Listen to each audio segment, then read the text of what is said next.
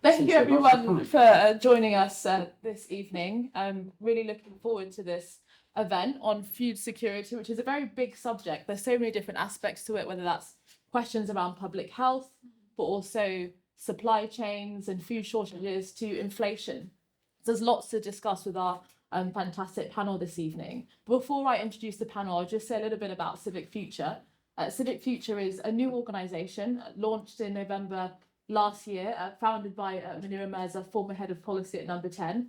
And the purpose of Civic Future is to train and identify a new generation of new public leaders that understand the philosophical and practical questions of today, whether that's the questions about the future of liberalism to geopolitics to the state of the economy. Oftentimes it feels that politics can be a closed and a narrow place where people that are entrepreneurs or different thinkers don't often feel like they can navigate it. So that's part of the purpose of Civic Future. And we have a one-year fellowship program and that recruits and identifies people in their early and mid-career, but also we host public events like this, but also bigger conferences that tackle some of the big questions of today. And just last month, we had a summit called the Great Stagnation Summit, which sparked lots of discussion about some of the things that we might touch upon, but it also looked at, why is the economy stagnating, housing, infrastructure, all of these questions that we often talk about in the news, but still don't seemingly have a way through it. So that's part of the remit of Civic Future, and this is one of the discussions we're having today. So very much looking forward to talking about this issue. So we have Professor Timothy Lang. He is an Emeritus Professor of Food Policy at City University of London, and he is an author of a recent book, Feeding Britain, Our Food Problems and How to Fix Them. He's going to be discussing many of the ideas that he has in his book today. And also Eamonn Ives, he is the head of research at the Entrepreneurs Network, and he's also a former special advisor to the Right Honourable Alok Sharma MP, and he, in his role as the president of COP26. So looking forward to this discussion. So the format of today's talk is going to be opening provocations, and then there'll be a chaired discussion, and then lots of questions from the floor. So please ask as many questions and respond to the provocations that the panel are going to be saying. So we'll start off with you, Professor Lang. Provocations. That's a deeply meaningful word, but we know what it means, whereas we don't know what food security means. It's means all things to all people, to a point to which certainly I and other academic colleagues have said we should stop using it, precisely because it's so plastic. But nonetheless, it carries on being used, much like much of the English language, even though we don't know what it means. Really, the modern discourse, to use that word, of food security begins in the 1950s in post-Second World War reconstruction, which really builds upon the experience of the 1930s. Environmental dust bowl in the US, the post-World War I debacle, Britain in particular, having made a serious imperial mistake in the 1840s by saying it was no longer going to grow its own food for very understandable reasons.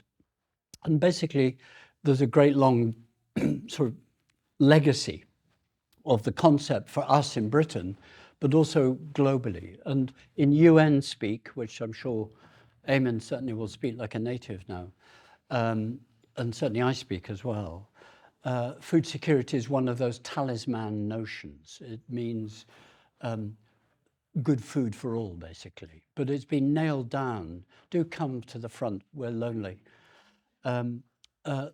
Food security has come to mean, well, it used to be the 3 A's, access, availability, and affordability. Then it started broadening, and by the year 2000s, it was, having bolted onto it, means sustainable food supply. It was meaning agency, how much in control were people over their diets and over their food system, and also equity. So that's when its plasticity, the very plasticity of the term food security, became problematic. But nonetheless, it's there. It is there in major statements. It's there in the, for people of my age, I'm in my mid-70s, the World Food Summit of 1974. It was turned to in 2016, 2002, it keeps on popping up. There are UN meetings all the time about food security. And in 2021, we had a Global Food Systems Summit. And with that, the discourse begins to change, because through the lens of food security, essentially the arguments are built up. This is a very grand title for disguising an unequal world of food. The world has done very well. I'm a critic of the food system, and known for that. But nonetheless, it's been a great success story. The 1930s scientists who essentially donated and took their chance in World War II to win the sort of bastions of power by saying, we can't carry on having this mess in food. Do come in. Please come in. Don't worry about checking off your names. You're missing nuggets of gold. Just to see if you're still listening. They basically decided countries could grow more food. There was no need for shortage of food. It wasn't just an aspiration to have food security, it was deliverable in modern terms. And it was deliverable by basically asset stripping science. That was the model, that science plus capital would unleash the capabilities of land and people, get rid of inefficient small producers, and nirvana would happen, because there would be plenty of food, prices would come down, it would all be affordable, and there'd be no starvation. No one had a clue then of a world where there are 4 times more people obese and overweight than there are hungry in classical definitions. No one had the notion that agri-food would become the major driver of ecosystems destruction. It's the biggest user of water, the biggest destroyer of biodiversity, the biggest user of resources on the planet, but it's also the biggest employer on the planet. And its job is to feed 8 billion people. And I spent 4 years of my life at my university up the road working with scientists around the world, where we were thrown the Malthusian problem. Could you feed 9-10 billion people without destroying the planet by the year 2050? And the answer is yes, but not if you eat like the Brits. You cannot do it. It just doesn't add up, whichever way we look. So food has been politics through this lens of food security, whichever way we like it. We have, as I say, the UK situation, which gets me out of bed, because Britain, as ever, is the most interesting country in the rich world on food matters, really because of our imperial legacy. In 1846, the repeal of the Corn Law made this extraordinary decision not to feed ourselves from our own food, but to rely upon trade, actually the empire.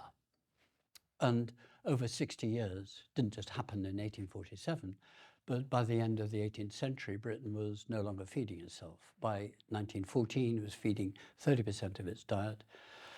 It grew rapidly in World War I, and grew very rapidly with the threat of submarines in 1916 onwards. Suddenly the Brits changed, and the first Ministry of Food was created in 1916, closed rapidly by Lord Milner in 1919 to get back to business as usual. And the slump, the 1930s slump, the US Dust Bowl, and those 1930s scientists were horrified by this. And John Boyd Orr, the first Director General of the FAO, Food and Agriculture Organization, in 1945, post-war reconstruction, John Boyd Orr made newspaper headlines around the world in 1936 when he published probably the most significant food report ever in Britain, which was Food, Health and Income, where he just showed the richest, most powerful country, the second richest country on the planet, and the most powerful politically and militarily, had a massive problem of stunting malnutrition in the midst. And so that 1940s legacy is what we're now dealing with. Basically, you in this room are dealing with a 1940s legacy of what people like me call the productionist paradigm. We'll just produce more and more food and it'll be okay. They didn't conceive of overproduction. There is actually an overproduction of food, vast waste of food, and this ecological destruction. And in modern politics, Britain basically decided it was going to rebuild its agriculture in the 1947 Act, the year before I was born, very important act actually. It said, we're basically repealing the repeal of the Corn Laws. We will not put ourselves into an unresilient, in modern terms, weakened position. Very interesting. And it worked. We joined the EU, what was then the Common Market in 1973, confirmed that membership in 75, and then we decided to leave it. Meanwhile, food production in Britain went up to 80% and has been declining ever since. And in Brexit, we get a third of our food from it. No discussion of it in the Brexit referendum at all, despite memos to Mr. Johnson. But we are where we are. And we're now in a very extraordinary situation of an Agriculture Act that replaced the Common Agricultural Policy nominally, but it didn't mention food. The purpose of land is now to look after ecosystems. I've spent half my life, well, actually most of my life, working on ecological aspects of agriculture and food supply. So I'm delighted with that, but not at the cost of not feeding people. So we're talking about food security, but that's why the fifth notion in Inaya that I said started coming in the 1990s and 2000s about sustainability. A good food secure system will have to be sustainable. Eamonn is going to say I'm talking nonsense, I'm sure, but we'll see. But we've got this Agriculture Act 2020, which leaves us, we don't know where, to be honest. And it's being very slow and very painful, and farming doesn't know what it's doing. The food industry doesn't really know what it's doing. And then we had COVID. We can talk about that, but I won't. So on civil food resilience, which is what I think the agenda is in there, we've got a problem. We've got highly concentrated food markets. 4 companies sell 75% of all food to consumers at home. There's now 30% of the total food market is eating out. It collapsed in COVID and hasn't really rebuilt since. We've got the biggest consumption of ultra-processed diets in Europe. We've got this massive NHS problem, this huge obesity and slow ticking time bomb of type 2 diabetes. If only diabetics would die quickly, it would be a really good way to kill people off, but it's not. It's a very expensive way. I work in public health, by the way. That's a very sick public health joke. You know, what's a good death? It's a quick one. Actually, what diet and diet malconsumption does is give very slow and very expensive forms of healthcare and slow deaths. So we're not doing it very well. We actually have got a lock-in to a concentrated food supply system, long supply chains, and with not much security about them. We can talk about that. I'll throw my last point in. What's the role of the state in this? Well, from 1975 onwards, the discussion really has been the dastardly EU is controlling us. And really, we just need more market economics, whatever that is. And that would somehow resolve and clean up mechanisms and would make for efficiencies. Actually, what it's made for is massive control. Massive control. We've got, as COVID showed, a reflex where the state says, well, if Tesco et al. Are the power brokers, which they are, they mediate between supply and consumption, let's leave it to Tesco. So market economics becomes the role of the state, and the state says market economics is it. What we've then got is, as the present government is now rapidly having to develop, a need to say, well, actually, that doesn't cover it. Tesco can't deal with climate change. Tesco can't deal with heart disease. Tesco can't deal with diabetes type 2. Tesco can't deal with the crippling of the NHS. These are externalized costs from the food system, plus genetics, onto society. So now what we've got, very interestingly, in the much more dangerous geopolitics of food, and I've just written a paper in the BMJ, British Medical Journal, about more lessons from Ukraine. We're learning that Russia's invasion of Ukraine hasn't just put 55 countries into a more food insecure status in the international sense. Eamonn and I, I'm sure, will agree on that. it's actually shown the fragility of the food system, where mines, 1916 type mines in the Sea of Azov, are now determining world food prices. So this is not a situation where market forces can resolve things. We're actually back to what people like me in our Centre for Food Policy up the road has specialised in for the last 35 years, which is the hard politics of food. You are now in the world of and the era of hard food politics again. And I'm very hardline about that. I'm very worried about the state fudging it. I'm doing a study at the moment for the National Preparedness Commission in the Echo and the sort of follow-up to Lord Arbuthnot's very good extreme risks and disruptions report, if you know that. And we've got this very weak infrastructure of resilience forums. I had the pleasure to work for the people who set those up in the Civil Contingencies Act 2004, but they're weak. They don't have resources, they don't have personnel, they haven't got power or authority. They're not, if something went wrong with Tesco, the area we're in wouldn't know what to do. There's no backup. So I'm thinking a lot at the moment about civil food resilience. What would it look like for a city like Birmingham, Manchester, Glasgow? You can think in terms of civil food resilience at a county level or at a low level. Some very interesting developments going on in Monmouth, Powys. Some of the cities and towns are getting together in sustainable food places, but they haven't got the resources to do much about it.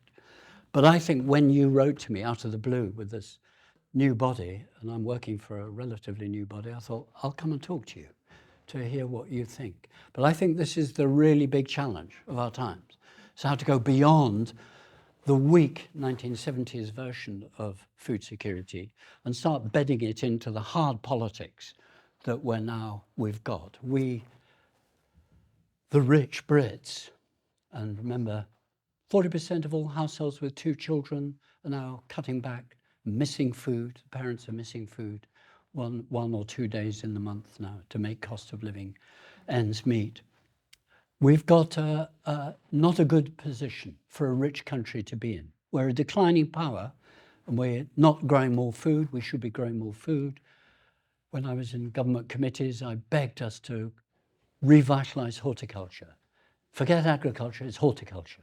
Horticulture is the foundation of health. If you don't have horticulture, you don't have a good diet, you don't have a good food system for public health. So there is a very big agenda, I think, emerging around this very subtle politics of the distinction between different types of food security and this bigger and I think much more dangerously appropriate term, food resilience. I'll stop there. Thank you, Timothy Lang. Lots of... You're the only person other than Bill Gates who calls me Timothy, by the way. Thank you. Lots of thoughts there, and we'll dive deeper into them in a moment. And over to you, Eamonn. Thank you. And before I begin, first of all, 2 points. First, Civic Future, fantastic organisation. I'm really pleased to see it up and off the ground and doing some great work. Second, you might have expected somebody different to be sitting here today.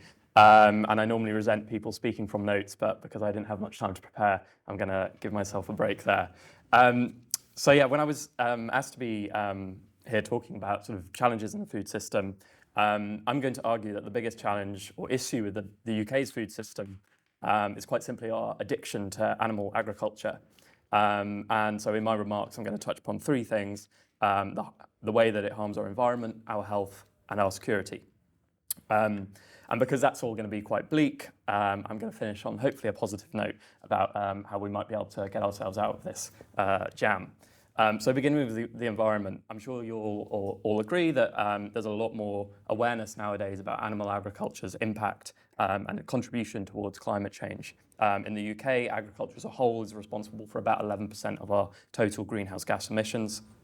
Put a little bit more tangibly, that's about equivalent to all the cars on our roads and the journeys they make, or all the emissions from our power stations that we use for electricity. So clearly a big chunk that will need to be dealt with. But that doesn't necessarily tell the whole story. So animal agriculture requires space, and it requires a lot of space. It requires somewhere between, and Tim might know more than me, but I was trying to do the calculations, possibly 11 to 14 million hectares of land in the UK devoted solely to rearing animals, whether that's pasture or growing crops to feed them. In contrast, just 170,000 hectares are given over to residential housing, actually, I was going to say. And as a renter, that makes me very sad indeed. And I'm sure some people in the audience will agree. And I guess that kind of begs the question of what's the counterfactual? What would be there if the farms weren't? And in a lot of instances, that would be things like ancient woodland, wildflower meadows, or other natural features of our landscapes that basically we've chosen to eradicate. So not only does animal agriculture cause a lot of emissions, but it also denies us the opportunity to sequester a lot of emissions as well. The wholesale clearance of many of our precious habitats has devastated biodiversity. We've seen numerous key indicator species of sort of ecosystem health in freefall in the last few decades, be they insects, amphibians, or bird life. So that's the environment. Now onto health, and as it happens, I don't really care that much about sort of how health and food are interrelated on a personal level. You know, if you want to gorge yourself to death on fatty burgers and sausages and things like that, then, you know, be my guest. I don't really care. I'm quite a libertarian on food matters. What I do worry about, however, is something called antimicrobial resistance. According to the latest data I could find, 73% of antimicrobials sold globally were for use in animal agriculture, often on a prophylactic basis, so kind of using them before they actually necessarily need to be used. And that means, to my mind at least, to a large extent, we are willfully and deliberately getting ourselves into an antibiotic arms race. And given the fact that no new classes of antibiotics have been discovered since the 1980s, it's something I think we need to be a lot more worried about. Thanks to the mass medication of animals on our farms, we could render some of the most powerful and important antibiotics that we use today completely redundant. And I think that's quite worrisome. And while the UK has reduced its own use of antimicrobials somewhat, as the recent pandemic has taught us in our globalized world and the new era that we're in, what happens abroad and what happens at home are kind of increasingly interlinked. That delineation doesn't necessarily exist so much anymore. And now finally, I'll turn quickly to national security. And I guess by that we mean, to what extent can a state sort of secure a baseline objective in a time of crisis? And with respect to food, I suppose that means sort of an adequate amount of calories per person per day and some sort of nutritional balance too. And I think here's where things get really mind-boggling. So 85% of the land used to feed the UK is dedicated purely to rearing animals. Yet that area produces just 32% of our total calorie intake, so less than a third. The other 15% of the land, which will include things like crops and horticulture, that provides 68% of our calories and often a lot of the sort of good nutrition that we actually need. So as a way of converting resources into food, putting an animal between kind of us and the field is actually a very dumb thing to do, basically, or at least on that sort of measure. I will concede that sort of food shouldn't just be seen as fuel, but when we're talking about national security here, we're not talking about kind of Michelin stars. So that's what I'd say to that. So they're the problems, all very dire and doomerish. But what are the solutions? Hopefully I can cheer you up. So as you might expect for someone who works for an organization called the Entrepreneurs Network, I'll focus on the role that our country's kind of innovative minds and entrepreneurs can and indeed are playing. So in the last few years, we've seen an explosion of startups focusing on producing alternatives to animal protein, whether that's kind of meat and dairy, and even other things as well. And I'm not just talking here about companies like Quorn, who kind of make plant-based alternatives or versions of meat, tasty as they are. Instead, I'm kind of thinking about firms like Ivy Farm, who are cultivating meat to make genuine pork sort of tissue into sausages and things like that, just without the pig. Or a company like Better Dairy, who use precision fermentation to create genuine real milk and turn it into all sorts of wonderful things without a cow. Many of these companies are in their very developmental stages. They're often held back by completely nonsensical regulations, which I'll happily touch on later in the Q&A. But I think it's precisely these startups and innovative minds like this that are going to be critical to addressing, which to my mind is the number one challenge in our food system and the number one thing that we are just so remiss to talk about candidly and then take action to mitigate it. So I'll pause there, but thank you for listening. Thank you.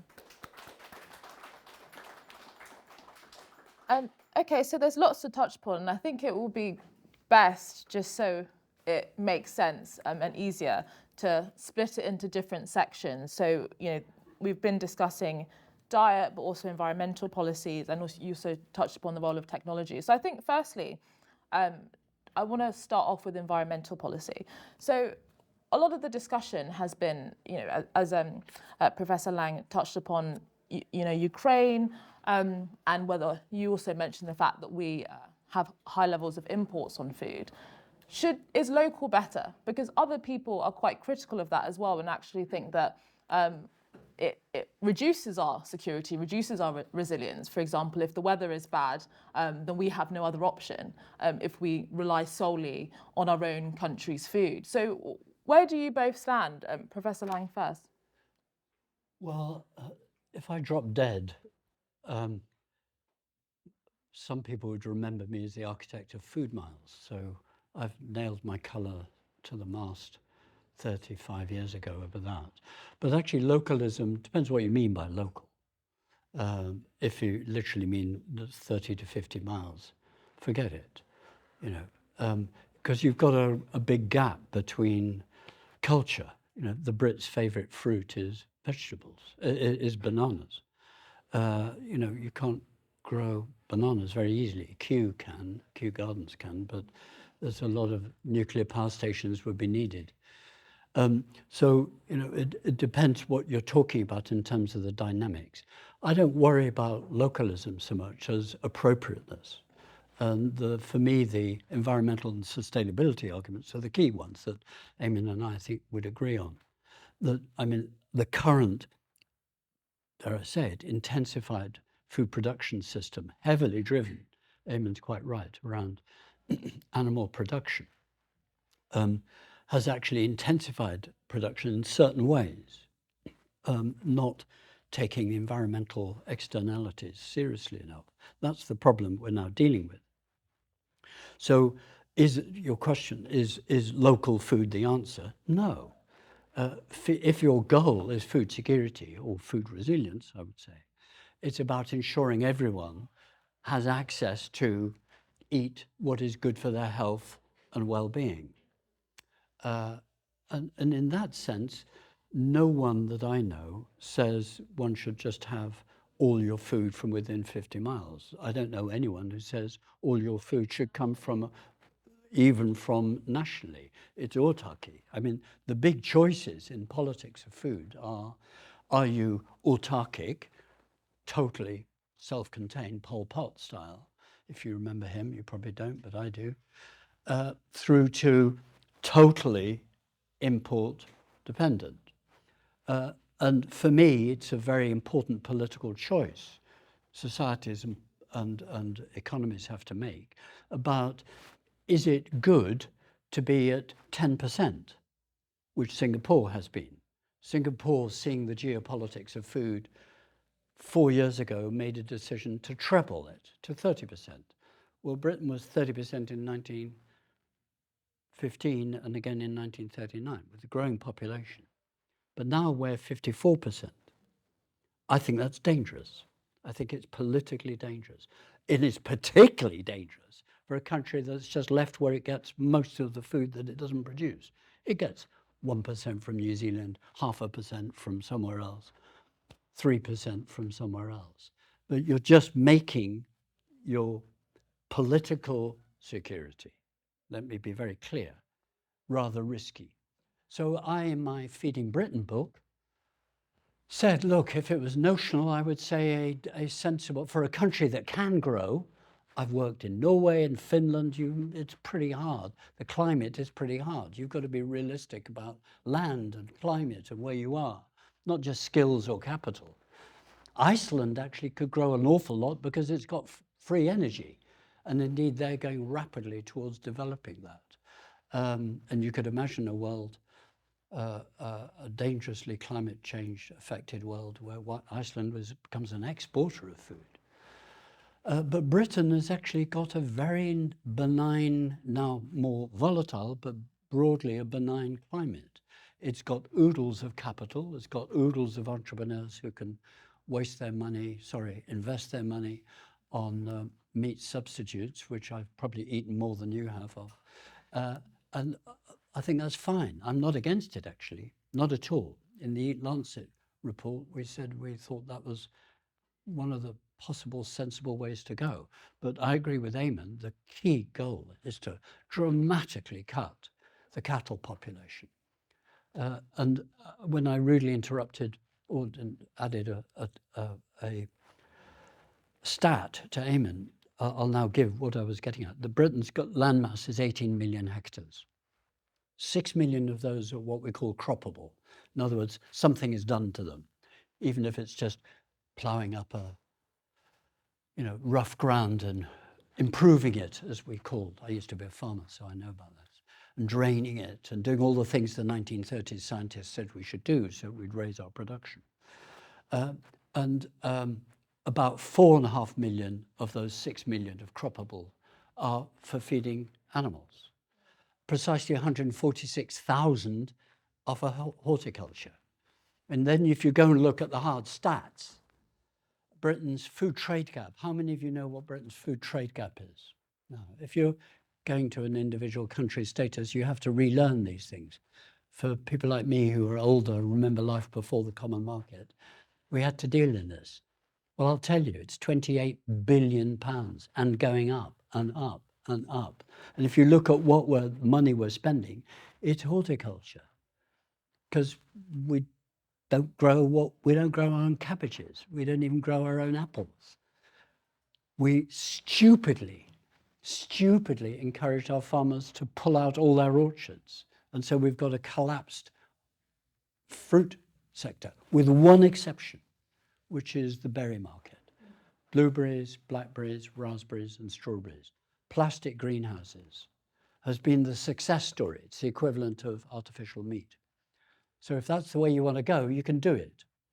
But you've got to make big, high-level political choices. And that's what my one conversation with Michael Gove, I said, I got excited about the title of your green paper, but then I realized you weren't even talking about food. Food did not feature in it. The point of land in Gove and Zach Goldsmith world, I declare I know Zach for many years, is the purpose of land is biodiversity. It's not. It's partly biodiversity. It's a multifunctional aspiration for land use, and we're just not getting that right in Britain. So that politics is very hard, but needs to be got a grip of, and it's not being got a grip of at the moment, in my view. And I think we're agreed from different starting points. I think largely, I think there is this kind of dichotomy that some people set up between, yes, you can have your autarkic state, or you can have sort of the laissez-faire on steroids, free trading nation. And yes, I think that is a false dichotomy. I think any country that's kind of pursued either one of those prongs is inevitably going to be in for a hard time. I probably do more on the side of kind of free trading being the way to go. I'm normally quite skeptical of people who say we need to slap a certain percentage target on it like the NFU might. And I think sort of having a diversified portfolio of options of where to source your food from, and fundamentally, people should be allowed to have access to the sorts of food they want, rather than necessarily what we can grow on our own climate, is a good thing and something that we should, cherish. But yeah, I guess it's about that. If we want to increase the amount of production we have, how can we go about doing that in a good way? And I guess I kind of err towards the more looking for productivity measures of how we can increase that more than anything else. I think if I can chip in on that, I agree with you about productivity. We probably disagree about what we mean by productivity measures. I see no advantage in productivity if it's defined as, piling in the fertilizer and spraying everything that you don't want to grow to kingdom come. We've had, to be honest, bastardized versions of productivity. We've done it by capital and gross margins rather than the ecological. And I've argued in my own work, and with many others, we need a notion of ecological productivity, ecological efficiency alongside conventional economic productivity measures. And just on that point, because I think that you touched upon the role of technology and you seemed a bit more skeptical of that. I mean, it'd be... You asked us to provoke. It'd be interesting to kind of tease out both of your view. I mean, when people think about technology, rightly or wrongly, oftentimes there's, I think, quite a lot of conspiracy theories about, GMO and different ideas like that. I mean, how do you get past that? I mean, in terms of the food policy and food security discussion, and what role do you think technology will play? I think that you've written about vertical farming in the past, and also gene editing in order to actually have forms of meat that don't require necessarily killing any animal. I think, at least from a public conversation perspective, it's arguably still not as politically appealing if you talk to the average person. I don't know if you'd agree or disagree with that. Yeah, it's a great question. I think there often is, yes, a lot of skepticism, and we've seen that with GMOs clearly. And I think one of the great travesties, and I don't necessarily like to sort of do political sort of party political stuff or anything like that, but a lot of sort of the environmental movement, and obviously sort of the 80s, 90s was geared around skepticism towards things like GMOs. If we'd had more of those, I think we would have been in a markedly better position today. And I always try to avoid buying organic where possible. Why is that? Just because it's such an inherently worse way to produce food. I mean, as much as one could generalise to any sort of point on that. I mean, you touched upon genetic editing, which is something I think when I look back at what the successive governments we've had over the last 13 years have managed to do, this stands out as one of the things that really excites me, and maybe that's just because it's something close to my own policy interests. And I think that could be something which actually people kind of understand are more on board with, just because of sort of the pure science behind it. And yeah, I imagine any sort of productivity benefits will take time to kind of materialize, as indeed they do with all sorts of technologies. But things like that do excite me, whether we can increase yields or even from sort of a climate perspective. Obviously the climate is changing, it has changed, we need to adapt to that, and I think genetic editing is one way to allow us to do that and target all sorts of other objectives that we might want to. So just as sort of your general point on technology, I think we absolutely have to lean into this more, this kind of idea that we can, return to nature in sort of a Rousseauian way is just, that's never going to get us to anywhere very positive in my mind. What do you think, Professor Lai? Well, come on, that's a very big question. What do you think about technology? Well, I've just come from as far as you can get in Wales to here in 4 hours due to technology. It was called the train. It was brilliant. We're surrounded, wasn't it? It's come down in time, I can tell you. After Avanti, you obviously don't speak Avanti Railways. I can tell you I do. Avanti has been a disgrace and should have lost its franchise, but there we go. It's there. And it's a very good Italian train company. It must be, so it must be good. Where were we? Technology. How can you be against technology? We're surrounded. It dominates our very existence. It's how we get here. It's how we are what we are. And it's made food safer. Packaging, for example, has been a great advance, but it's become a burden. What we've done is allow the technology to lose touch with the social purposes of technology. So I come from the school of science policy that talks more in terms of the framing assumptions. What are the assumptions built into the technology? I'm not pro or anti-technology. Who's it for? Who's controlling it?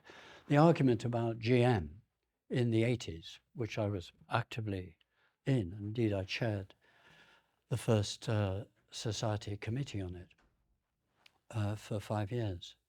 The argument was really about control. 4 American companies were trying to break into democratic accountability. And sometimes I'm sure it might happen to you journalists, those of you. One day I arrived at work and there was a very large packet on my desk.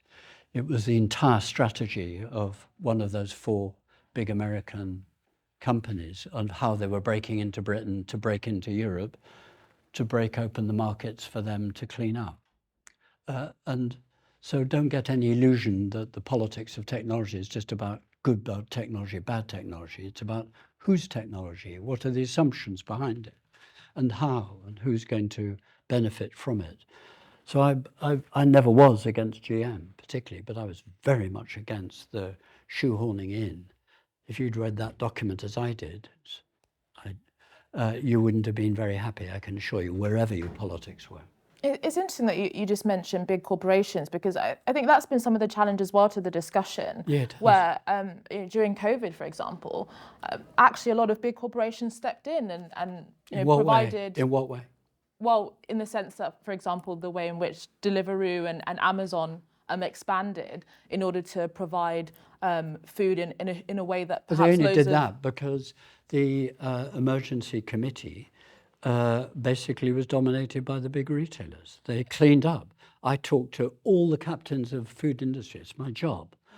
Throughout that period, and people were giving me the minutes, briefing me, but I had was advised of what was going on. The policy was leave it to Tesco. The result, 30% of where British food came from through the food service sector was smashed. And you go and look at the supply chains of that, and it wasn't Tesco's supply chains. It was other hubs, other supply routes, other small entrepreneurs, other big firms were cut out by that obsession about letting Tesco do it all. So et al. It was a total mistake, and from which the diversity of the British food economy has not recovered, let me tell you.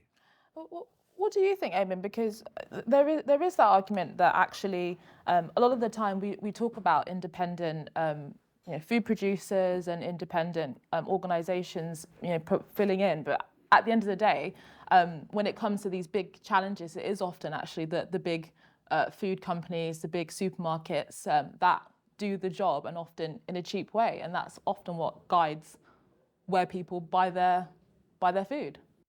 Yeah, it's not something I've got incredibly developed opinions on, but I can try and have a go at developing some on the spot, I'm sure. I guess kind of your question about what was going on during COVID, and clearly there were a lot of problems and queuing up, and I mean basically nobody really knew what was going on a lot of the time, but the supermarkets did still function. We might have had empty shelves here and there, but I think that was more down to the logistics kind of working within shops and the behaviour of people out in society, grabbing as much as they could at any one point. But fundamentally, I think the food system still sort of stood up on its own feet, just about. And I think that's something we should, not forget and think, fair enough. Just one more question before I go to the floor, because we haven't really touched on a diet. And I know, Eamonn, you said that you don't have very strong views about that, but I do think... No, he didn't say that. He said it was your choice. Well, I mean, that is a very legitimate view. That's a very strong view. Yeah, within this discussion. I mean, now we hear a lot about ultra-processed food. And I think there's a lot of uncertainty in the public about what that actually means. What is ultra-processed food? What role, if any, does the government have in terms of regulating or otherwise? We hear about the sugar tax, for example, other things that perhaps try and change the incentives around the kinds of food that people are eating for the reasons that Professor Lang touched upon: obesity, diabetes, etc. I'll start with you, Professor Lang. What is ultra-processed food? Well, ultra-processed food, how boring do you want me to become? Well, tell us. Because I'm always boring, but I'll be even more boring. Ultra-processed food is basically, lots of my friends spent years, decades, trying to see what we call Barry Popkin, who's measured half the world's dietary transition, what he called the nutrition transition. So as countries get richer, they start consuming differently. They start pulling in, exactly in the way that Eamonn referred to, they start pulling in foods. They go from very simple diets, very restricted diets, to much more diversified diets. But then the nutrition transition goes into a third phase, which is where it becomes a diet dominated by highly processed foods. So foods which have salt, sugar, fat, in the case of vegetable products, added into them in the processing. and a massive consumption of soft drinks, replacement of water drinking with soft drink drinking. And this has puzzled the just universality of that process of nutrition transition is just clear in every country that has ever been looked at. We went through the nutrition transition in Britain, 1890s for the middle classes, but 1950s onwards for the working classes, what used to be the working, so class 4 and 5. What is happening around the world now is that rapid development is happening without people cooking. The cooking has become a mass factory production system, whereby you can buy a pizza for £1.50. You can't make it for £1.50, even without costing your own labor. It's very hard to do so. And so what the Brazilian scientist, Carlos Monteiro, a doctor whom I know very well, 20 years ago, they started saying, we've got to get a grip on actually what is the food that people are eating? What is the transition, not just of nutrients, but what sorts of foods are they eating? And they came up with this NOVA classification of four different classifications. Just look it up, NOVA. And essentially, ever since those first papers, now a vast number of epidemiological studies have been done, and some prospective, which show that the more a country is consuming ultra-processed, they had this 4-part. The ultra was foods which are highly processed, but basically vehicles for unnecessary salt, sugar, and fat production, addition. There is an incidence of disease that is associated with that. And that's why the fuss is. The fuss is, as countries get more and more processed diets, they ease into ultra-processed diets. Now, this is back to the non-argument you tried to get Eamonn and me to have about technology. How can you be against cooking? It's technology. If you've read as much as I have about this district, Clerkenwell, where there were people without kitchens, without cooking facilities, having to share, living in what we would call now developing country status, 100 years ago in this country. So technology has been incredibly important. But the point is, where? Where is that cooking going on? And how much control does the consumer have over what goes on into that factory processing? If you want to be efficient in carbon and output and price, cook everything in a factory. Don't even cook yourself. Forget it. But the moment you do that, you cede control. And that's the problem. So the argument about ultra-processing is all about that. And the studies, Monteiro and colleagues have, and others, a big French team, have looked at the 18 members of the European Union, us included at the time, just before we left in 2018, or officially left, was that Britain comes out time and time again as the country that's consuming the most ultra-processed foods. So it's basically that reliance. I just, before coming in, I went into the co-op at the top. Yeah, actually, no, it's 10 minutes walk from here. There's no non-packaged food. Everything's packaged. Everything's gone through some sort of distribution and processing system, even if it's putting an apple into shrink wrap. That doesn't necessarily change the composition or the nutrients of the apple. But the moment you start doing something that resembles cooking, then the nutrients change. It's very, very important indeed. It's probably one of the single things that we teach our students in our centre on our masters. The 3 minutes with the minister. What do you do? One of my 3 minutes with the minister would be horticulture, stupid. It's horticulture. Forget agriculture, horticulture. The moment we rebuild horticulture, the better. I think we would agree. I think. Just checking. And the second, you probably want to synthesize it or put it on a rooftop or something, when you can grow it in a field much more easily at scale. But anyway, we can go into that if you like. But I would definitely try to rein back ultra-processing. And the third would be marketing. It's all marketing-led. And just before we go to the floor, Eamonn, because you said that you just think people should eat what they want to. But when you hear those kinds of arguments that actually But they £1 don't eat what they want. £1 It's framed. £1 pizza, but actually cooking a pizza will cost a lot more than that. And also accessibility in terms of the fact that if you're potentially in an area with a high amount of low socioeconomic people, that actually the availability of takeaways and food that would be regarded as unhealthy, for example, is much higher. And so the incentives are different, and therefore it's not really a level playing field or a real choice that people are making when the only thing that is pervasive in their sight is a particular kind of food that's bad for them. I think that's quite a dismissive view of how people are. And we have an incredibly competitive food system in the UK. And one thing actually that came up is I think we should never equate sort of concentration with competition or against competition. In fact, often concentration is a mark of high competition. But sort of back to your point,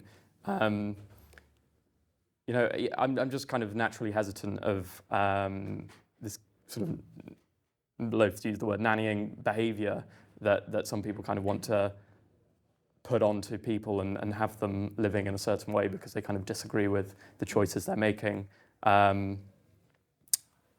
And, you know, there's a lot of kind of, in this sort of food research, I think you get these weird sort of memes appearing, things like food deserts and things like that I'm just a bit sceptical actually exist. No, fair enough. Well, we're going to open it to the floor and take your questions. So please think about lots of questions. Ben, we'll start with you. You didn't want to put a range on it, but I'd be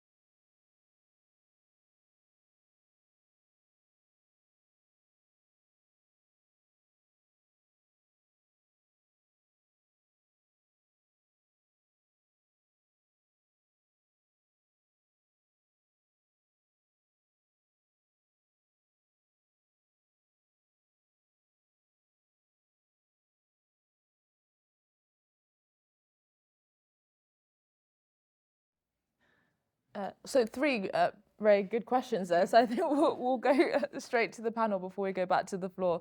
Do you want to start off, Eamonn? Yeah, so I wanted to pick up on behaviour change. So one of the things, and I said I'd come into my arguments about how system is stacked against alternative proteins. So one huge thing that we have at the moment, exceptionally weird regulations around labelling and what sort of producers can label their food as. So if you were to walk into a supermarket down the road, wherever we are, and you went to try and buy, say, soya milk, you wouldn't be allowed to do that. You could buy soya drink. And this kind of just one weird way where, to my mind at least, a lot of lobbying has gone on behind the scenes from the dairy industry to force their competitors or would-be competitors to legally have to brand their foods and drinks in a less appetizing way. A few of you might remember a couple of years ago there was a big story in The Guardian about how the European Union were considering proposals to force producers of vegetarian sausages to have to refer to them as veggie tubes. Now, I don't know about you, but I don't really walk into the supermarket thinking, yeah, I'm going to have some veggie tubes for my dinner tonight. So things like that. I think actually it's kind of a small thing, but I think there's kind of an accumulative effect that goes on. And I mean, you can bet your bottom dollar that a lot of the sort of trade bodies and lobbying that goes on around this, they're exceptionally worried about a lot of the products that are coming to market or could be coming to market that are going to eat away at their profit margins. So things like that, I think, is kind of a good example of where we might think that actually we're sort of already operating on a level playing field. We are absolutely not already operating on a level playing field, and there's a lot that the government does in this as well, whether it's kind of putting charts up. I remember when I was at school, there's sort of big charts about how you have to eat, X% meat and dairy to live a lovely life. I've not eaten any for almost 10 years now, and I'm still able to sit here and not keel over, maybe. But so things like that, I think there's hopefully like a tangible action that you should all go and campaign for, in my view. Me, what level of food? Well, I said it. I nailed my colours to the mast. I think 80% means that if you have a crisis as a country, if you're invaded, if you're bombed, if your just-in-time satellites are taken out, which is perfectly possible, indeed likely, I think to have 80%, you can tighten your belt to sufficient demand. I'm not doctrinaire about that, but when I was asked after writing my book for 2 years or a year and a half, peer reviewers said, look, you've done a one-man Royal Commission on British food system. You've got to come up with some thoughts. So I did. So that was one, but it depends what the crop is. Could we grow 100% of our apples? Yes. Can we grow all of our garlic? Well, you can actually grow more garlic than you think you can. Can you grow all your nutmeg? No. Can you grow your cinnamon? No.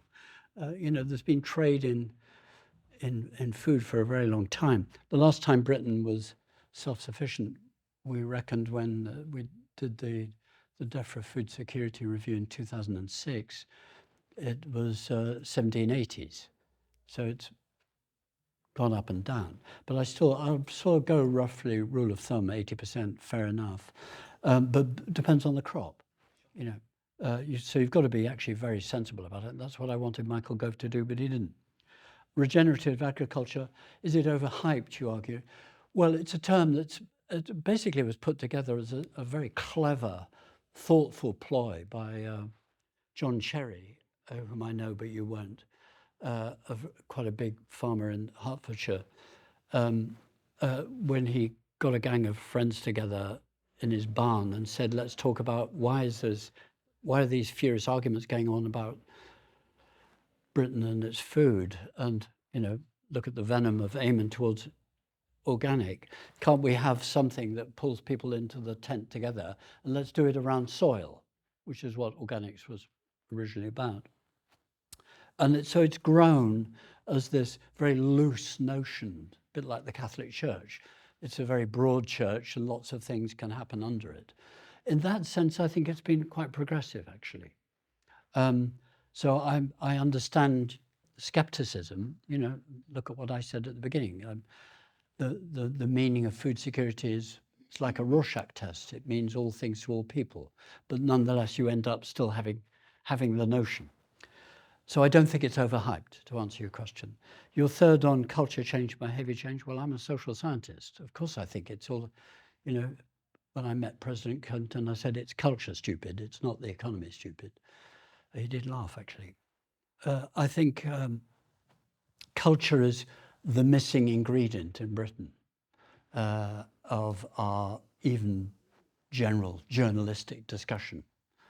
Because it becomes into the dangerous territory that Eamonn referred to, nanny state. But as I always say, most of the people I know who've criticised the nanny state had nannies. And the moment they do, with monotonous regularity. The moment you delete the word nanny and say parent, everyone's in favour of it. Well, you're talking about something like that. It's back to my central point, one of my central points about framing. If Eamonn thinks chooses his diet, he's wrong. We don't. We choose it by, no, I know you don't. Doesn't matter what your diet is. Whatever you do, I changed my diet dramatically, age 23. Okay, so I think I chose my diet. Did I heck? There was all sorts of things going on at that time, and big discussions going on, big cultural discussions were going on, beginnings of the new wave vegetarianism, friendship networks, going against my parents. My father still thought till he died, aged nearly 82, he thought that chicken was a vegetarian meal option. So I mean, don't think that we choose our diets. We select. The academic studies, certainly I've done, and many of us have done, we've got to make a distinction between choice, which is big existential stuff, and selection. And there's a very big world of change. So my answer to your question is yes, culture change is really critical politics.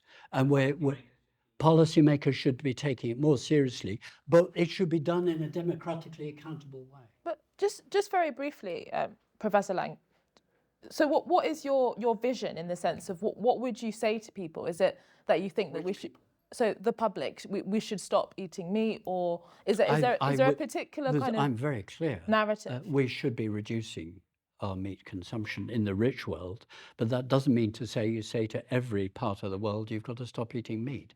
If you go and say that in Mongolia, you're cloud cuckoo land. You can't do that in Norway in the same way.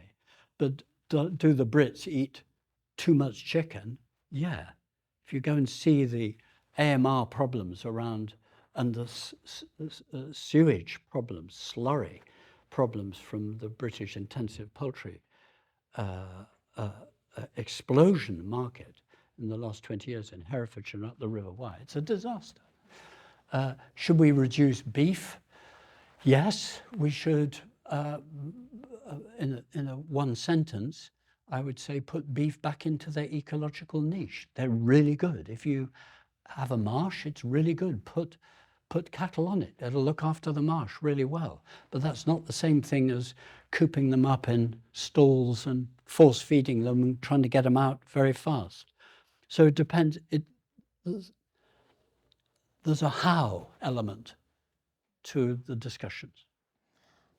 We'll take a few more questions. Lots of hands up. This gentleman at the front. I have a question about the politics of all this. We're saying we need to reduce meat. What's your name, by the way? The Netherlands is obviously, for different reasons, for nutrient neutrality regulation reasons, is obviously just trying to reduce its cattle stock, and that's led to the government basically collapsing. How do you make this politically not popular but acceptable? With great difficulty. We'll take a few at a time.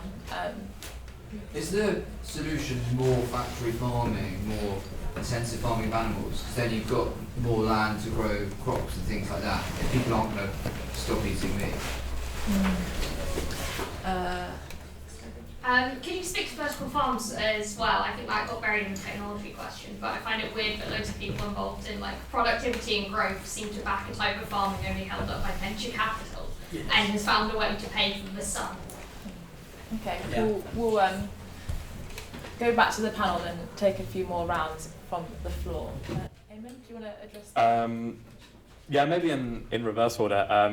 Vertical farms, I think, yeah, they're difficult to sort of tar them all with one brush. I think we might have seen more advances. We haven't seen as many advances as maybe we thought, or maybe they would have wanted us to think, 10, 15 years ago. But, I'm optimistic and I'm happy for people to, have a go and have a try. And, if VCs want to put their money behind it, then they're more than welcome to. And, good for them. Interesting, I was talking to, he's not a vertical farmer, but a hydroponics farmer. And he was talking to me through how he's just over the last few months integrated AI into his greenhouses to which he said has led to an enormous productivity increase. So who knows? Maybe there's more to come. But yeah, I wouldn't bet the farm on it, to make a horrible food pun. Then coming back to intensity, yeah, I guess that like intensifying it, that maybe will allow us to grow more food. I'm not sure I would endorse it, and I'm sure there would be other challenges that come from that intensification. But clearly, that has been one of the ways where we have been able to feed growing population. I think we'd be remiss to kind of gloss over that. It's just not something I would back, basically. And then I think, yeah, to the politics, Jethro, extremely interesting, and clearly is like the big issue in all of this. And I'm sure I would say different things to different people depending on who I'm talking to. If I was a politician, would I ever advocate for a meat tax? Absolutely no. And that's kind of why I come back and put so much faith within technology, is that basically we need to kind of achieve that undercutting of the market. The way that I sort of, fans of renewable energy will say, the reason why we've been able to get off coal is because we've had these other technologies to kind of fulfill the same role. And, some people disagree with that, obviously. But that's how I see kind of that transformation coming and targeting certain things. So whether it's kind of low grade sort of processed meat, I think you can replicate pretty well already. I'm sure we're going to be able to replicate it even better in a couple of years' time. And then hopefully at one point in our future, we'll be able to replicate it so well that we won't have to grow conventional meat. And that's how we'll kind of end conventional farming. I'll do it reverse to your reverse. How to get change of diet? Well, I said, forgive me being rude, with great difficulty, because you're right, it's a really, really big thing. But let me tell you what the evidence says. Three letters: war. Have a war and immediately people's diets change. Everything changes with a war. And doesn't matter, it's not just Britain, that's happened in every single country that's happened. It's led to huge changes, transitions, investment, total paradigm shift occurs. But we don't want a war. Yeah, We don't want a war, although we may get one. I'm of the very sober school. Well, the effect of war is already affecting us. How to get change? Well, you have to do it with multiple levers. You can't do it by single interventions. I'm not a fan of nudge. Nudge has its place, behavior change, without people realizing it, and slow change is very effective in certain circumstances. We see the biggest change when two things happen. They either have their first heart attack or they have a baby, women, in other words. They suddenly start taking diet very seriously. And usually in the case of women, they take it more seriously for their child than for themselves. But we know there are very big emotional, cultural, deep-rooted, deep hardwired and soft-wired, culturally wired levers. And if you're serious about wanting to change, you've got to make sure you've got multiple levers. I'll just say that. We could talk more if you want to. And basically, governments haven't wanted to do it. We had a rare moment, not in terms of dietary change, but in terms of sexual habits, under Mrs. Thatcher. To her great credit, she took the science seriously and introduced probably the most effective behavior change with both gays and straights in terms of sexual activity and personal management. I mean, it was an extraordinary natural experiment of a certain sort. So it's possible. We're all in my world, we spent a lot of time looking, is any country changing? You could paper things I've written, let alone serious stuff. You could go to the moon and back in terms of the papers. They make no difference at all, none at all. Health education is just a grand failure, actually. Is the answer more intensive farming? Intensive, I can't remember who asked the question. It was the person in front. Hello. I didn't get your name, but Mr. Intensive Farming. It depends what sort of intensive. And there's nothing more intensive than gardening. Let me just pose here. I'm president of a gardening organization. It's way the most effective use of land. You get more nutrients, but the issue is the labor is free and you're not buying usually the land. You get more out of horticulture per acre than you do out of any form of animal farming. Eamonn and I would agree then. So it depends which sort of intensive. And there's a whole argument in my world about the phrase a friend of mine invented, sustainable intensification. Do we need to intensify the things we want, good things, goods, and de-intensify the bads? So that the politics, again, enters into that. So it's a great question, and we'd have to talk for a long time about which sort of farming. You know, Eamonn is interested in vertical farming. Me too, I should say. Well, it's quite skeptical of vertical farming. Yeah, well, whatever. But you mentioned it. Let's be charitable. You know, possibly it's a bit like gardening. Gardening in Britain produces 1%, possibly 2%, if we're very clear, of Britain's horticultural consumption. We could produce a very interesting study last year. We could produce 40 to 50% plus of the essential of vegetable consumption from gardens in cities. I mean, so that would be very intensive, let alone having vertical farming and putting greenhouses on top. If you walk around this district, it's an interesting district. You could put just about the whole of Clerkenwell, you could put greenhouses producing food if you wanted to. I think that's it, isn't it? Yeah, that was it. Okay, we'll take a last round of questions. So put your hands up if you have a question. Pamela? It's a really quick one for Professor Lang. In a lot of ways, the pandemic was a bit like a war in terms of trusting government, for the first bit anyway, and supply chains and things like that. So what would you have done in spring 2020? Should we have focused more on the fact that it was fat people dying in dirty hospitals and something? I think, well, the first thing is we shouldn't, yes, forgive me. I get excited about COVID. Professor Lang, you said that there's a difference between choice and selection. I don't think that's true unless the difference is moralism. And I think it's striking in this conversation. We've had a very practical conversation about food and supply, but outside of this room, the conversation about food is often about demand, and it's very, very moral indeed, sometimes to a point of meanness. Interesting question. So what's the question? Is there a difference between choice and selection? How is that defensible? Hi, it's Daniel. As Professor Lang briefly mentioned at the end, the restriction of marketing as a way to reduce the consumption of ultra-processed food. I just wanted to get an understanding of sort of what that looks like in real terms. We have the HFSS location restrictions, the upcoming HFSS TV advertising and online demand program services restrictions. What more could be done in this space to kind of shift consumer behaviour? Any more questions before we go rush?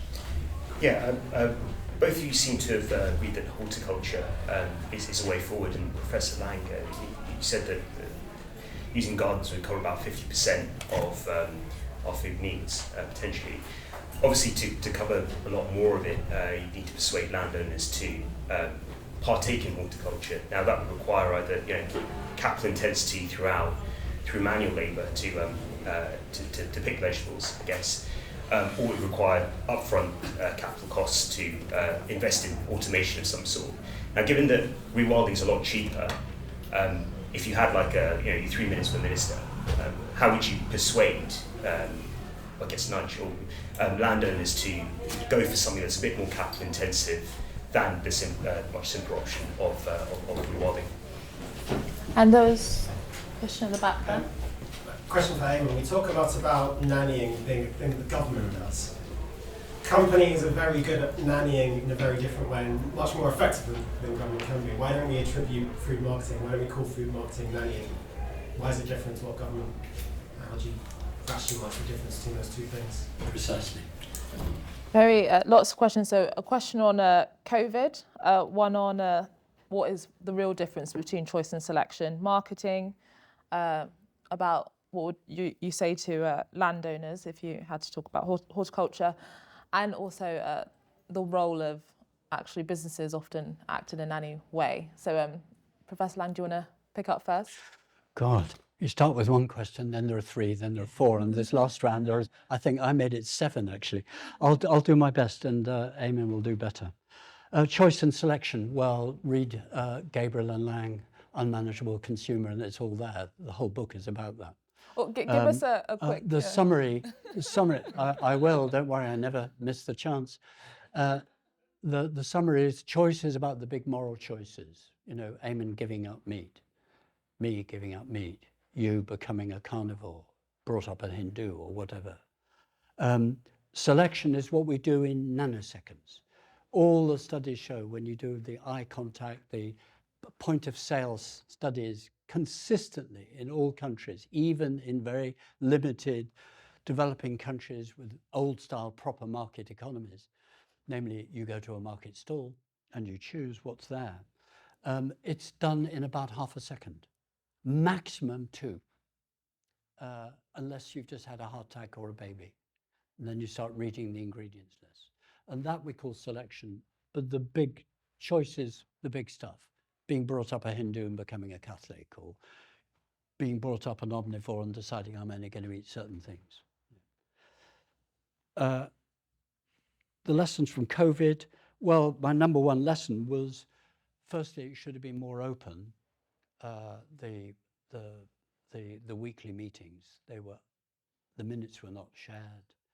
We couldn't get any information about what was going on. It was a disastrous choice to close down food service when it needed to be more discriminating. Many food service were in communities. They were the quickest way for food to get to people in their localities. The big revolution in supermarkets, by the way, that came the year I was born, 1948, introduced by the Co-op in Britain, but from America, 1913, was that we basically travel further to get our food. We go further and the food travels further. But that's altering. The big companies are coming back into town in sort of samizdat front labels. Marketing, on the question here, I think on marketing, well, the short answer with marketing, you turn off the tap. You know, I was benignly rude about health education failing. It's not quite true, it's just not being tried. You know, food advertising, about £1 billion a year. Health education advice, about 5 million. It's an unequal exchange. Horticulture, I thought the question was about automation, actually. Who was the horticulture question? It was you. Did I misread you? It was about automation, yeah. Well, we keep being promised automation. Actually, automation is much easier to do on fields using GPS so far than it is in glasshouses. In glasshouses, the automation is being very good after someone's picked the food. So if you're picking strawberries, which I'm sure you do regularly to earn your money, that's why you're at this meeting, you actually very fast doing it by hand. And if you're skilled and you come from a peasant background where you're used to doing it, you're very skilled, more than the Brits who don't want to do it. You take it to then a hub point, and then the automation is starting to kick in. We know then it's working. So I've just come past on the train from Wales. You know, there's one point where I count about 5 miles of plastic sheds in Staffordshire, of plastic greenhouses. And they're long, long lines, according to the field structures. And it's creeping in, but it's going to be very slow. Basically, automation can work in some circumstances. It's being very good as replacement, for example, for boom spraying in fields. You can do it pretty accurately, and you can certainly do it pretty accurately if you want to do that. So automation's got its role and can be very good. I mean, picking strawberries is terrible. It's very hard work, badly paid. Okay, you can earn a lot of money if you're really good at it. And you're living in someone else's caravan in not very nice circumstances. That's why people don't do it. So automation, if we can do it, it's probably better actually to make it small and local. You know, the Sheffield study I was referring to, people growing more. The thing to grow probably is fruit in towns. Rewilding and landowners. Yeah, I mean, I've just written a piece, which is not out yet, on rewilding. I was benignly favourable, but with a sting in the tail in my Feeding Britain book about rewilding. I mean, it's been picked up in a very big way by big landowners, because it's a way they can still get they can get the goldsmith go money. But some are not doing it. I know some big landowners who are not taking the money for rewilding. They just want to be out of the system altogether.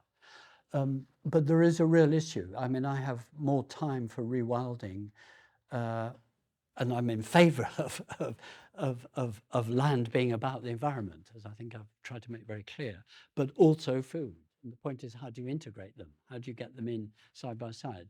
So for every rewilding scheme, I would want 10% to be horticulture. So I'm not impressed by Isabella Tree's wonderful book when it says, well, look, we're producing 70 tons of meat. That's not what we need more of. But it's fabulous free-range meat. So I hope it's very expensive. But then that's inequitable. So I feel very contradictory about that. Rewilding, more intensive farming. Have I missed anything out? Nannying. Well, I've made my position clear. Nannies are great. They're called parents. And I I just laugh at this argument about the nanny state. The state is there to protect people. What's wrong with that? I'm a public health man. The point of public health is to protect people. That doesn't mean to say you control them. You protect them. There's a big difference. It's what parents do all the time. Well, maybe some people don't like the idea of the state being their parent, but that's well, there comes a point where you do without it. Eamonn, do you want to pick up on being an adult? I think most of the people in this room are. Anyway, I think there are only a couple of. Don't trivialise my argument. I think there are a couple of or points. I'll trivialise yours. That I wanted to pick up on there. First of all, the point on advertising, it's not something I have read the literature on for quite a while, although my understanding is that most of the time it's more about kind of occupying market share rather than kind of driving maybe like additional consumption, if you want to call it that way. There's a very good book by a gentleman called Christopher Snowdon called Killjoys, A Critique of Paternalism, which I would encourage you to read on that. He makes a very persuasive case as far as I'm concerned. The question about the difference between nannying from a private company and the government is that one of those enjoys a monopoly on the use of force, and it's not the companies, I can tell you that. And I actually think for the large part, I'm quite pro nannying from companies. The difference is that I can consent to when I want to be nannied by them and not. I can't consent to not being nannied by the state. I mean, I guess I could immigrate, but I don't really think that that's a valid option for most people, even if more are taking it seriously. So yeah, I think that's kind of my pithy summary response. What do you think about the difference between choice and selection? Do you buy that argument? I don't argument? really understand the difference between that. No, It's just a philosophical difference. No, fair enough. Yeah, I mean, like, I think people can make decisions. You know, I kind of decide what I want to have for my tea. As someone that worked in community, worked for big food companies for a number of years, Unilever, McDonald's, all the big holding companies, which were called Edelman, running multi-billion-dollar campaigns for them. Like the idea that this stuff doesn't drive consumption is just ridiculous. It's the whole ridiculous. point of my industry is how do we sell more? So How do you sell more of that company's product? yeah, how do you drive increased consumption? How do we make this Relative to the other sort of Absolutely. companies within that market So, sector. and the idea that you can escape it just doesn't. If you walk around any McDonald's, you're surrounded by ads driving you to that restaurant. And I walk past them every single day. They're also they're like the largest fast food chain. There's a reason they've got very Because they high produce success. exceptionally tasty food. We can continue this discussion after the panel, where there'll be lots of opportunity for people to do that. I mean, in a way, a lot of this back and forth kind of sums up, I think, part of what the gentleman over here's question was about. That it is a very divisive politics, and even if somebody has, a vision of what they think is good for everybody in society, you still have to win the argument democratically and politically, and that currently it is still a very polarised one. So I think we'll just close. You don't think there's a consensus possible? Well, I mean, I'm the chair. I'm not here to make the consensus.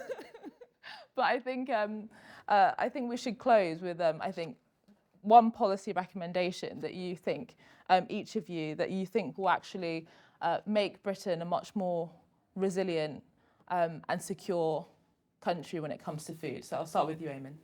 I think I might be wrong, but the last time I checked, there are, I think, possibly I could count on one, maybe two hands, the amount of people in the Food Standards Agency who are working sort of exclusively on how the UK can cultivate a alternative proteins sector. So I would give them a lot more money to help them do their job and hopefully have a flourishing alternative protein sector in the UK.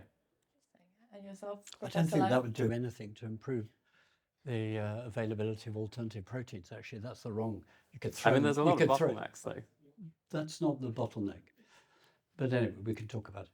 I'm willing to smash other bottlenecks. Yeah, I'm sure you are. What one thing will I say? Well, I put my money in my book. I put it of the 33 recommendations that I think are all useful and important.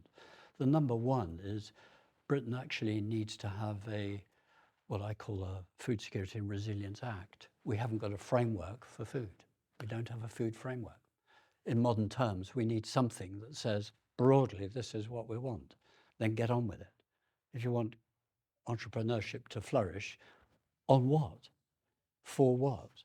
You know, if you don't set that framework, you don't get the goals that you want. So I'd make that mine. It would be a national resilience. Well, I'm arguing these days for a National Food Resilience Act. But there's a whole move, I'm sure some of you know, to have a Resilience Act. Food definitely is needed for that because we're walking in very, very dangerous times. Well, let's give our panel a round of applause. Thank you.